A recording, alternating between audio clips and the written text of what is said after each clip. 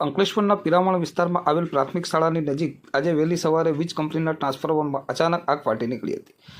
અંકલેશ્વરના પિરામણ વિસ્તારમાં આવેલ પ્રાથમિક શાળાની નજીક આવેલ વહેલી સવારે વીજ કંપનીના ટ્રાન્સફોર્મરમાં અચાનક આગ ફાટી નીકળી હતી। ઘટનાએ વિસ્તારમાં ચકચાર મચાવી હતી। વીજ ટ્રાન્સફોર્મરમાં આગ એટલી ઝડપથી ફાટી નીકળી હતી કે થોડીક ક્ષણોમાં આખું ટ્રાન્સફોર્મર ધુમાડાથી ઘેરાઈ ગયું હતું। જોકે સદનસીબે તે સમયે શાળામાં માત્ર 4-5 વિદ્યાર્થી જ હાજર હતા, કારણ કે પરીક્ષાઓ પૂર્ણ થઈ ગઈ હતી।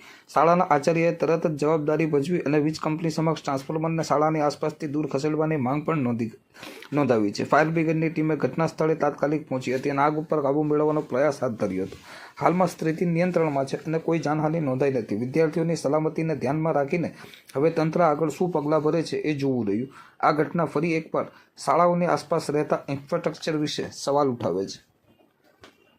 મારું નામ સદાફલ કમળાબેન પી, પ્રાથમિક શાળા પિરામણમાં આચાર્ય તરીકે ફરજ બજાવું છું।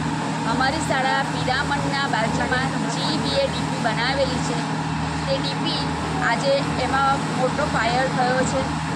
હાલમાં અમારી શાળાની પરીક્ષા પૂરી થઈ છે, તે માટે બાળકો હતા નહીં અને બાળકો 3 થી 4 જ હતા।